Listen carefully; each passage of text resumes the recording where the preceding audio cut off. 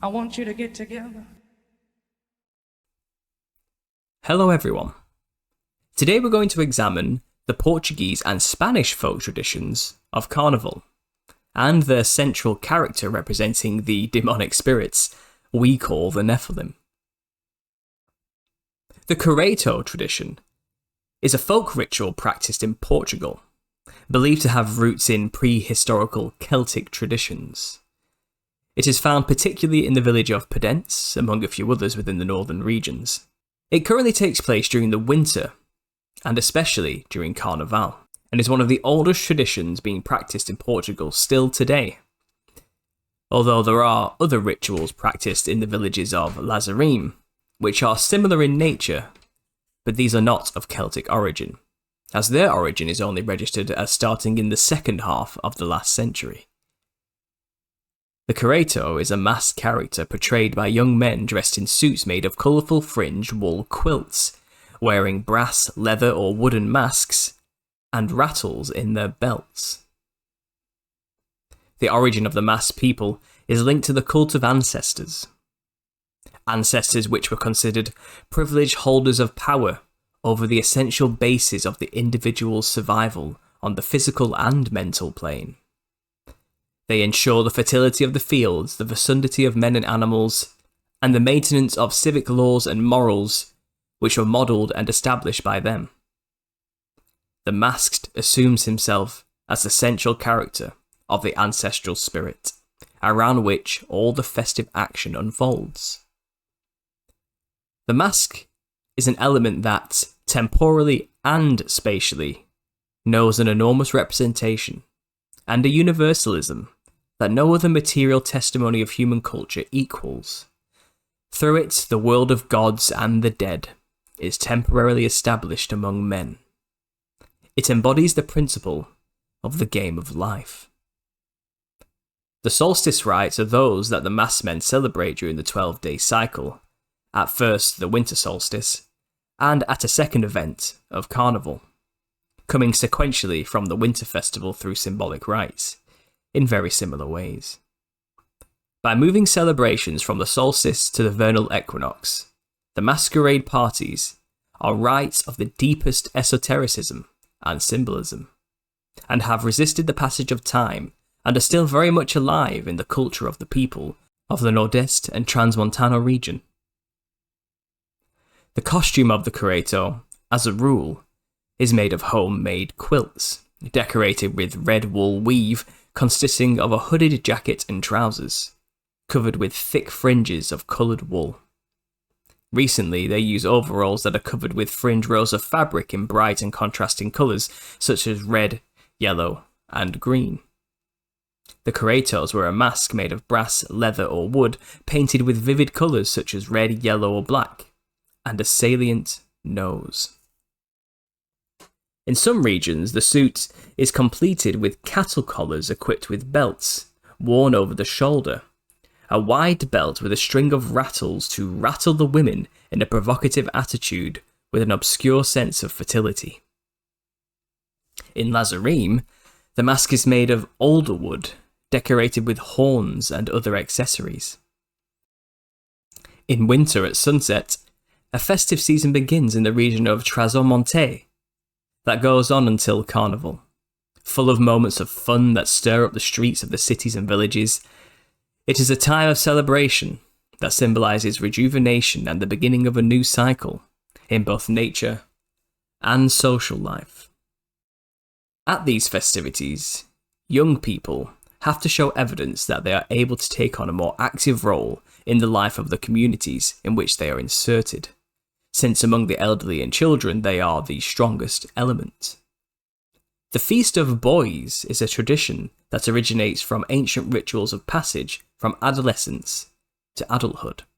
Early in the morning, the boys parade through the streets with the typical colourful costumes and caretos, provoking, rattling and interacting with the population in great revelry. The Shrove-Tide Chocolheiro is the pinnacle of the irreverent manifestations, and in some areas of the region, it is on this day that the masked figures of Death and the Devil take to the streets, committing the most diverse misdeeds. Shrove Tuesday and the Prior Sunday are the days when the Caretos are most active. They appear in groups from every corner of the village, running and shouting excitedly, frightening the people and robbing all the wineries. The main target of these masquerade groups are single young girls who make themselves climb to the top of walls and verandas, while the Caretos shake their cowbells at them. A little throughout the region of the Trasmonte and Alto Douro is a time of celebration announced by the sound of bagpipes of the rounds. It is the time of processions, community meals, and collections. The festivities often end with a mock wedding. A fascinito is a child who disguises himself as a Careto and tries to imitate the Caretos in the merrymaking, fulfilling his own initiation ritual and ensuring the continuity of the tradition. Scholars associate the Careto tradition with memories of magical practices related to agrarian fertility cults. When looking at the costumes worn during this solstice festival, it's easy to see the similarities of the wild men of Europe rituals and garb, not unlike those of the cookery of Bulgaria. Yet the Portuguese and Spanish influence appears to have leaned heavily into the colourful and brash when representing their devil, demons, and ancestor spirits. If we travel north into Galicia, an autonomous province of Spain, we can quickly examine their own Shrovetide festivals called Entroido de Laza. These festivities are an assumed inspiration for the ancient Celtic-inspired Caretos of Ponce.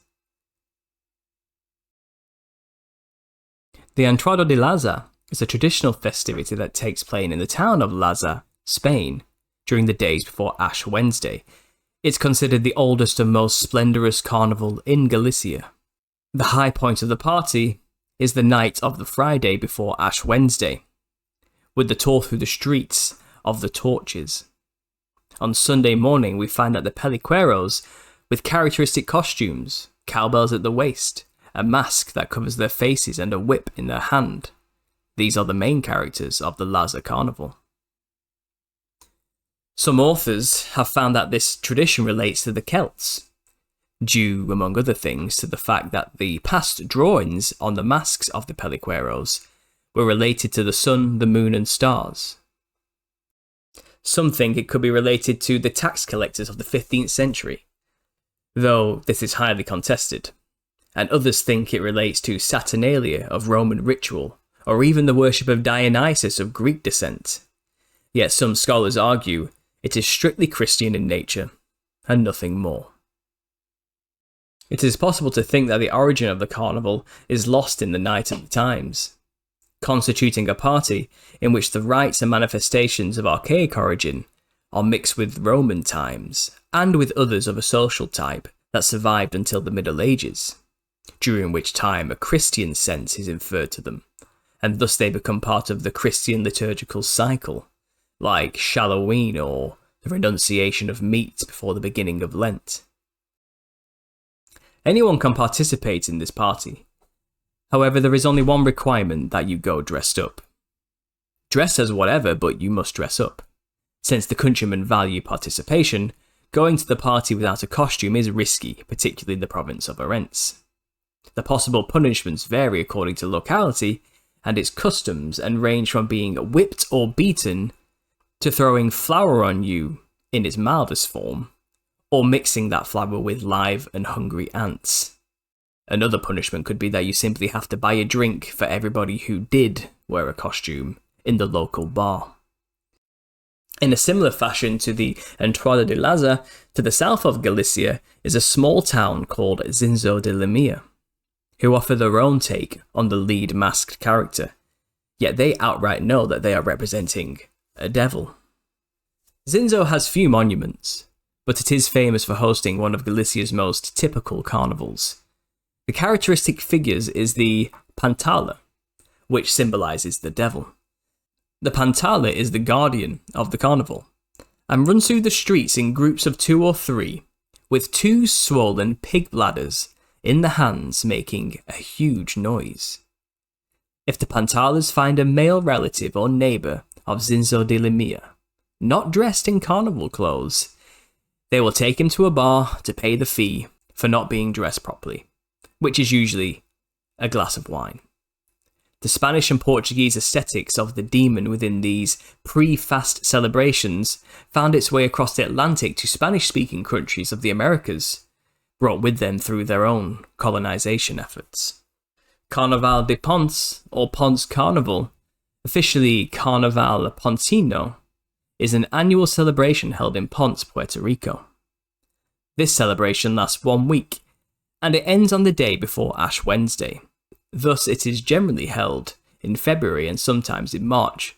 It is one of the oldest carnivals of the Western Hemisphere, dating back to 1858. Some authorities, such as the Smithsonian Institute, believe the Ponce Carnival can be traced as far back as 250 years ago. Though the basic premise of commit as much revelry and gluttony as you can before Lent is still present in this archetypical festival, you can find their own take on the devil, demons and spirits to be extremely clown-like in aesthetic, yet monstrous in form. Subtlety really did go out of the window with this one. The Vejigante is a folkloric character in Puerto Rican festival celebrations, mainly seen during carnival time. Traditional colours of the Vejigantes were green, yellow and red, or red and black. Today, however, Vejigantes wear brightly coloured ornate masks corresponding to the colours of their costumes that detail bat-like wings. The term Vejigante arrives from the words veja, or bladder, and gigante, giant, due to the custom of blowing up and painting cow bladders, not dissimilar to their Spanish cousins, the pantala, of Galicia. Vejigantes in particular generally are known to engage in intimidating behaviour such as howling and screaming, symbolising evil, the devil, and the Moors who fought St. James. It was even once common for Vejigante performers to carry a stick or air-filled bladder and strike passers-by with it to further emphasise their menacing role in the performance. The Nephilim-esque clown-like features are undeniable from my research perspective.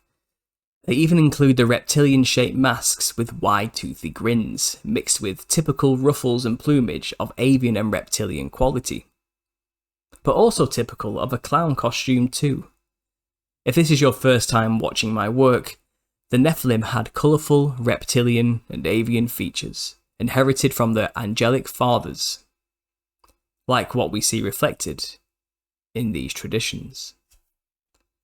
Though it's assumed that Spanish festivals influenced the Portuguese Caretos traditions, I'm more inclined to believe that the Caretos origins are even deeper and older. The Portuguese colonised country of Brazil hold their own carnival before Lent, which is world famous and known for its colourful and bright parades with upbeat music. Yet while cameras focus on the glitz and glamour of the mainstream performance, there is a little known carnival taking place in the working class suburbs of Rio that takes the clown aesthetic of traditional Caretos to a whole new level.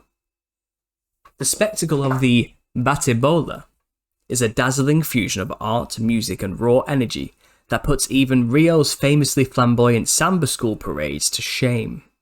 Involving thousands, the Bate-bola parades are largely ignored by the Brazilian media and treated with suspicion by Rio's middle and upper classes.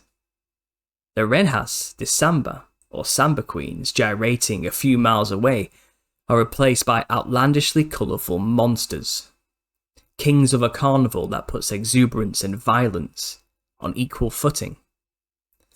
Also known as Clovis, thought to be a mutation of the English word clown, the Bate-bola begin to emerge as part of Rio's carnival festivities around the beginning of the 20th century, with influence of Portuguese settlers nearly a century later, in 2012. Rio's City Hall declared the Bate-bola part of the city's official cultural heritage, and though the final acts of the festival take place in the city itself, the tradition remains largely isolated from wider society. The practice has its roots in the eerily beautiful Caretos traditions of northern Portugal, in which groups of men dressed in devilish masks and colourful hooded jumpsuits maraud through the cobbled streets of rural towns such as Laza and Ponce.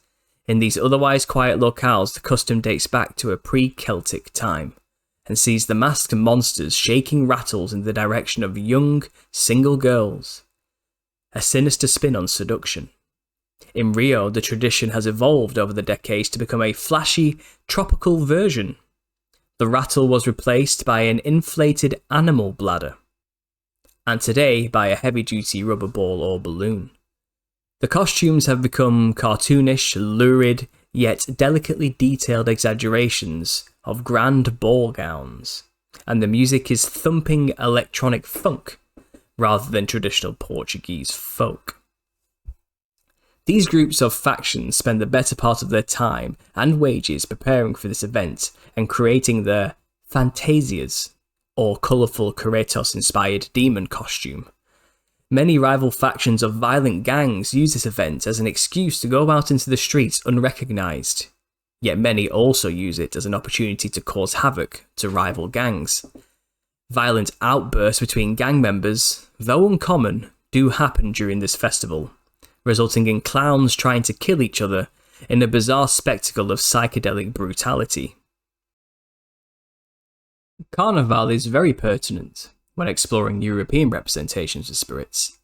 I haven't even touched on the Venetian Carnival in this video, but I have already established in my previous works that the origin of the Western clown has adaptive roots in the Harlequin characters of the Comédie de l'Art performances of the late Middle Ages, who used this stock character to represent the infamous wild man giant, Helikin, and his band of roving demons.